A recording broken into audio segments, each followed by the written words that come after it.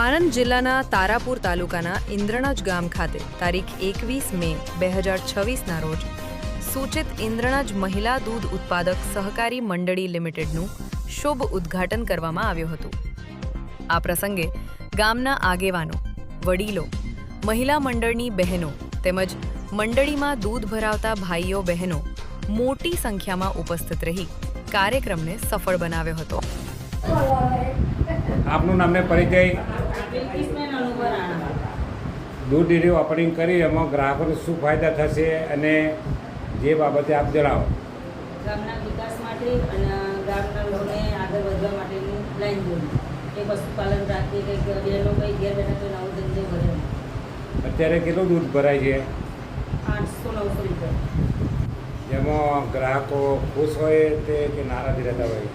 ના ગ્રાહકોને પહેલાં કરતાં આપણે પહેલાં તો બોનસ થતો મળતું અને હાલ તો ડેરી ચાલશે એટલે કંઈથી બોનસ મળે।